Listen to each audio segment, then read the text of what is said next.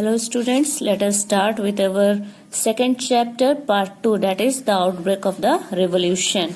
Okay, so here, France becomes a constitutional monarchy. The National Assembly completed the draft of the Constitution in 1791. So in the previous chapter, previous session, we have learned about that the National Assembly was there. Okay, it was formed.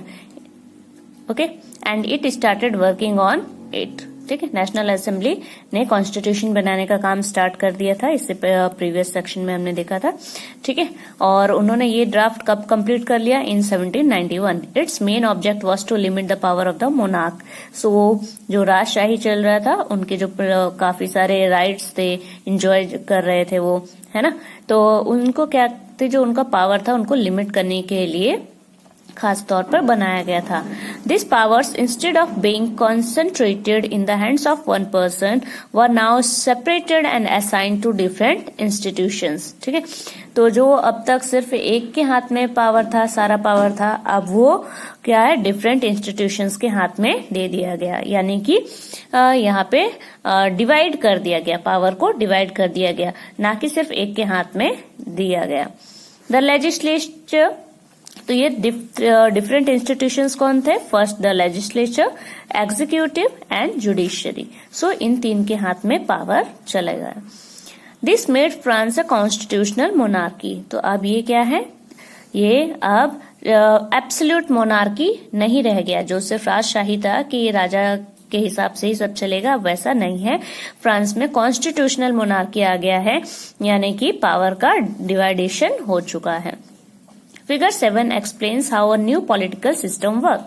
सो यहाँ पे एक figure 7 दिया हुआ है, जिसमें ये बताया गया है कि अब न्यू जो सिस्टम बनाया गया है, तो इसमें पावर किन किन के हाथ में है और कैसे वर्कआउट करेगा. So you can see judiciary, executive and legislature. This three are the different institution in which power was divided. Okay, जज कौन सिलेक्ट करता था? Here you can see active citizens. Voting के द्वारा जज को सिलेक्ट करते थे. Entitled to vote about 4 million of a population of 28 million people में से 4 million people क्या थे, यहाँ पर एक्टिव सिटीजन के तौर पर वोटिंग कर सकते थे. ठीक है, passive citizen no voting right about 3 million people men. ठीक है, तो इसमें से जो 28 मिलियन बोला गया है, इनमें से 4 मिलियन ही पीपल क्या थे, एक्टिव सिटीजन थे. ठीक है, यानी कि जो खासकर मेन, ठीक है, उनमें से यहाँ पर 3 मिलियन मेंस को नहीं दिया गया था. क्यों? क्योंकि women, children and youth below 25, इनको ये जो पॉपुलेशन का आधे लोग तो ये थे. ठीक है, तो कुछ लोग यहाँ पे वोटिंग कर रहे थे, बाकी नहीं कर पा रहे थे. कुछ मेन की भी कुछ कैटेगरीज रही होंगी जिसकी वजह से वो इसमें पार्टिसिपेशन नहीं कर पा रहे थे. देन ये जो 4 मिलियन पीपल हैं, ये वोट करके अपने रिप्रेजेंटेटिव्स यानी 50,000 मेन रिप्रेजेंटेटिव्स को यहाँ पे इलेक्ट करते हैं. ठीक है, एज ए रिप्रेजेंटेटिव्स. देन ये जो 50,000 रिप्रेजेंटेटिव्स है, ये नेशनल असेंबली के मेंबर्स को सिलेक्ट करते हैं. डेट इज कितने मेंबर्स को सिलेक्ट करेंगे? 745 मेंबर्स को. ठीक है, अब ये जो 745 मेंबर्स हैं, ये लेजिस्लेचर्स में आते हैं. ठीक है, यानी कि ये क्या कर रहे हैं, लॉ मेकिंग है. ये क्या बनाएंगे, लॉज बनाएंगे कि स्टेट में किस तरीके का रूल्स रेगुलेशंस फॉलो किया जाएगा और क्या क्या लोगों की भलाई किस में है, वो सारी चीजें ये लोग यहाँ पर क्या करेंगे, रूल्स रेगुलेशंस बनाएंगे. क्लियर है? अब ये जो रूल्स रेगुलेशंस बनाते हैं, तो ये सबसे पहले प्रेजेंट किया जाएगा किंग के सामने, मिनिस्टर्स के सामने. ठीक है, तो ये इनको कंट्रोल कौन करेगा? King and ministers. ठीक है, ऐसा नहीं कि किंग को पूरा निकाल दिया है, निकाल ही नहीं सकते हैं एक तरीके से. ठीक है, क्योंकि अभी वो हैं और लोग उन्हें भी मानते हैं, तो ये भी क्या है, एक एग्जीक्यूटिव मेंबर्स हैं. ठीक है, तो ये जो रूल्स बना रहे हैं, फॉलो कौन करवाएगा? एग्जीक्यूटिव. ठीक है, और उन पर नियंत्रण कौन रखेगा? ठीक है, कुछ गलतियां ना हो उसमें, वो जुडिशरी देखेगा. ठीक है, अगर बाय चांस ये जो रूल्स रेगुलेशंस बन रहे हैं वो राजा को पसंद नहीं आया, ठीक है, किसी भी एक चीज को अगर लेके राजा किसी बात पर सहमत नहीं है तो वो उनके प्रपोजल को रिजेक्ट कर देता है और इस पावर को कहा जाता है वीटो। ठीक है, ये क्या कर सकते हैं, ये जो भी यहाँ रूल्स बना रहे हैं अगर ये किसी तरीके से इनको पसंद नहीं आया है तो ये उस प्रपोजल को रिजेक्ट कर देते हैं, इसको कहा जाता है veto. So in this way the वो system was started working. Now the Constitution of 1791 vested the power to make laws in the National Assembly, which was indirectly elected. That is, citizens vote for a group of electors who in turn choose the assembly, not all the citizens. So अभी हमने बात की कि सारे citizen के पास ये right नहीं था कि वो सिलेक्ट कर सके, कुछ ही लोग थे। ठीक है, यानी कि अबाउट 4 मिलियन पीपल्स, ठीक है, आउट ऑफ 28 मिलियन पीपल जो कि एक्टिव सिटीजन्स की तरह इसमें वोटिंग कर सकते थे।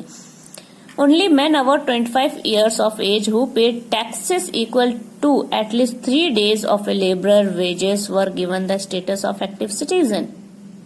ठीक है, तो जो टैक्सेस पे करता था 3 days के वेजेस के इक्वल, वही यहाँ पर क्या था, एक्टिव सिटीजन के तौर पे वर्क कर सकता था और 25 एज के अबव होना चाहिए। That is, they were entitled to vote। तो जैसे हमारे यहाँ की अभी की कैटेगरी है कि 18 के अबव होना चाहिए, ठीक है, और वो गर्ल और बॉय कोई भी हो सकता है, लेकिन यहाँ पे उस टाइम जब स्टार्टिंग में इन लोग ने कॉन्स्टिट्यूशन बनाया था तो उसमें ये मेंशन था कि 25 के ईयर्स के अबव होना चाहिए और कितना पे इक्वल टू टैक्स पे किया होना चाहिए, 3 days के लेबर वेजेस के बराबर। The remaining man and all women were classed as passive citizens. बाकी जो थे वो पैसिव सिटीजन है, यानी कि वो यहाँ पर वोटिंग में पार्टिसिपेट नहीं कर सकते हैं। To qualify as an elector and then as a member of the assembly a man had to belong to the highest bracket of taxpayer. So जो जितना ज्यादा टैक्स पे करता था वो धीरे धीरे आगे के मेंबर्स में सिलेक्ट होने के उसके चांसेस बढ़ सकते थे। अगर पहले एक्टिव मेंबर है, ठीक है, कम टैक्स पे किया तो अब इनमें से कोई और जो है कई लोग होंगे जिनके पास अच्छी खासी कमाई होगी, सो वो क्या करेंगे, ज्यादा टैक्स पे करेंगे। जितना ज्यादा टैक्स पे करेंगे, जितनी ज्यादा जमीन होंगी, जितनी ज्यादा उनके पास कमाई होगी, उतना टैक्स पे करेंगे और आगे आगे बढ़ते जाएंगे। यानी कि फिर वो इन 50 मैन में से आ सकते हैं, फिर लेजिस्लेटिव असेंबलीज में बन सकते हैं, ठीक है, मिनिस्टर्स बन सकते हैं। तो इस तरीके से ये किस पर डिपेंड करता है कि वो कितना टैक्स पे कर रहे हैं। The constitution began with a declaration of right of man and citizen. ठीक है, तो यहाँ पे कॉन्स्टिट्यूशन कैसे स्टार्ट हुआ था, डिक्लेरेशन ऑफ राइट्स, कि ये जो ह्यूमन बीइंग्स हैं इनके राइट्स क्या होंगे, जो वहाँ के पर्टिकुलर सिटीजन्स हैं उनके राइट्स क्या क्या होने चाहिए। Rights such as right to life, ठीक है, जिंदा रहना, स्पीच, ठीक है, बोल सकना, फ्रीली बोल सकना, अपना ओपिनियन दे सकना, और लॉ के सामने सबकी बराबरी, ठीक है, लॉ के सामने कोई भी ऊपर छोटा या बड़ा, ऊंच या नीच नहीं है, सब इक्वल हैं।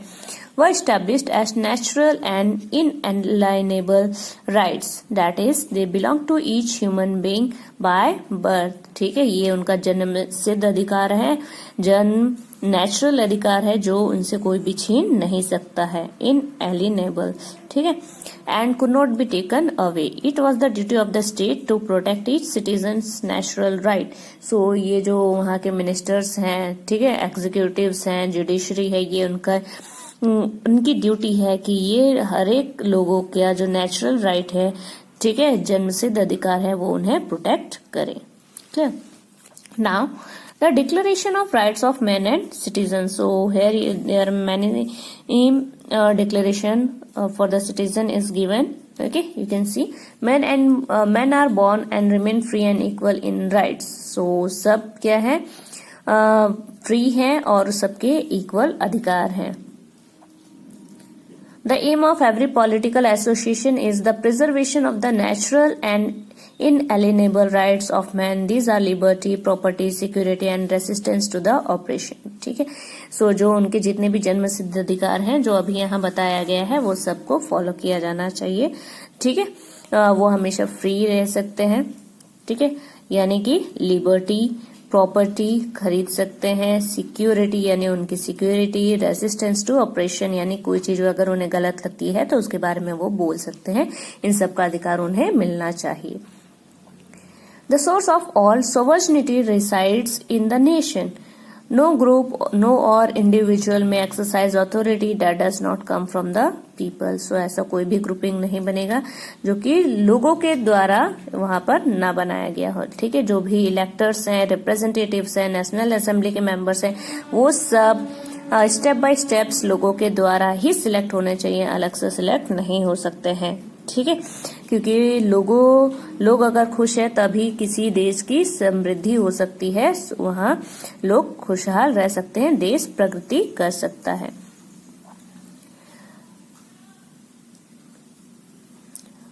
Liberty consist of power to do whatever it is not injurious to the others. So liberty का मतलब हमेशा ये हो गया है कि हमें इन चीजों की आजादी दी जाती है कि हम वो सारे काम कर सकें जिससे कि हमारा भला हो और साथ ही साथ दूसरों का नुकसान तो बिल्कुल ना हो, ठीक है। आपके पास फ्रीडम ऑफ स्पीच है, लेकिन इसका मतलब ये नहीं कि आप दूसरों को उल्टी सीधी सब बातें कह सके, दूसरों का दिल दुखाएं, तो इसकी लिबर्टी आपको नहीं दी गई है, ठीक है। लिबर्टी का भी एक लिमिटेशन है जिसे लोगों को फॉलो करना चाहिए। The law has the right to forbid only actions that are injurious to the society, ठीक है। तो लॉ क्या करता है, उन्हीं अधिकारों को यहाँ पर हटाता है जो जिसकी वजह से दूसरों को परेशानियां होती हैं, उसके अलावा कहीं भी पाबंदी नहीं है। Law is the expression of the general will. All citizen have the right to participate in its formation. Law जब भी बनेगा, जो रूल्स रेगुलेशंस बनेंगे, उनमें लोगों का पार्टिसिपेशन बहुत जरूरी है, ठीक है। पर्सनली और थ्रू देयर रिप्रेजेंटेटिव्स, तो वो पर्सनली भी बता सकते हैं और रिप्रेजेंटेटिव्स के थ्रू भी अपनी इंफॉर्मेशन वहां तक पहुंचा सकते हैं। All citizen are equal before it. No man may be accused, arrested or detained except in cases determined by the law.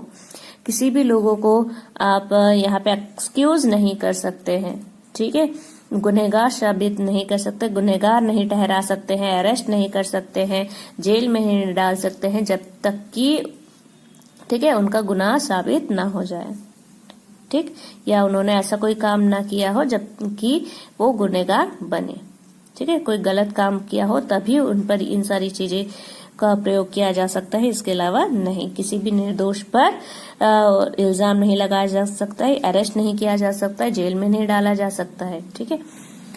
Then every citizen में speak, right and print freely, ठीक है। जैसे न्यूज़पेपर है वो, उसमें सिटीजन्स की जो भी बात होती है वो लिखे जाते हैं, ठीक है, न्यूज दिया जाता है, प्रिंट किया जा सकता है, तो ये क्या है, ये उनका अधिकार है। He must take responsibility for the abuse of such liberty in cases determined by the law. तो अगर वो कुछ भी कर रहे हैं तो उसके लिए पहले वो सावधानी से काम करें, उनकी रिस्पॉन्सिबिलिटी उन पर खुद पे आएगी कि वो अपनी लिबर्टी को किस तरीके से यूज कर रहे हैं, सही वे में यूज कर रहे हैं या गलत यूज कर रहे हैं, अब्यूज कर रहे हैं उसका। For the maintenance of the public force and for the expenses of the administration of a common tax is indispensable. It must be assessed equally on all citizens in proportion to their means. So, जो common tax आता है जिससे administration चलता है, government चलती है, ठीक है, तो वो किसी एक पर नहीं होना चाहिए, वो सारे लोगों पर इक्वली डिवाइड होना चाहिए, ठीक है, कि लोग जैसे जो क्या काम कर रहे हैं, उनके पास कितनी प्रॉपर्टी है, उस हिसाब से उन पर टैक्सेस लगा होना चाहिए। Since property is a sacred and inviolable right, so no one may be deprived of it, ठीक है। प्रॉपर्टी बनाने का सबका अधिकार है, उनसे कोई किसी को वंचित नहीं किया जा सकता, डिप्राइव्ड वंचित करना, ठीक है। So unless a legally established public necessity requires it.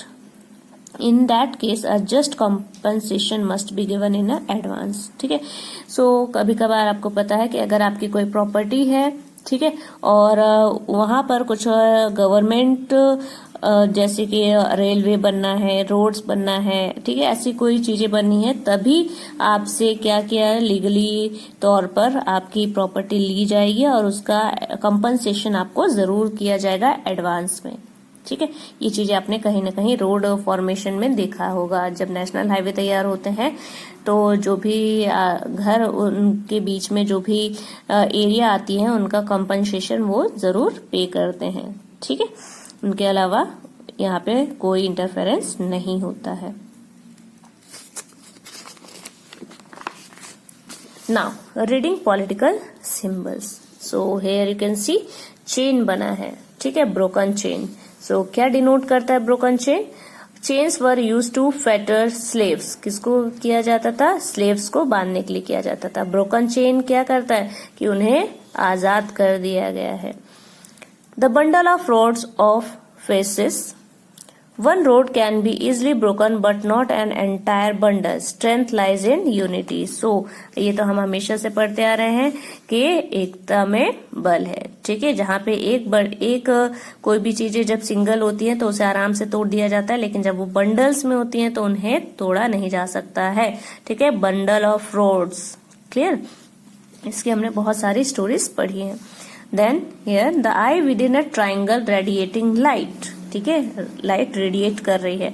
The all seeing eyes stand for knowledge. ठीक है, तो ये किसका शो कर रही है कि खुली हुई आंखों से हम क्या ले रहे हैं? नॉलेज ले रहे हैं। The rays of sun will drive away from the clouds of ignorance. ठीक है, जब हम अच्छे से हर जगह देखेंगे, नॉलेज गेन करेंगे तो अंधकार जो है, ठीक है, वो अपने आप यहाँ से निकल जाएगा और हम आगे की तरफ बढ़ेंगे।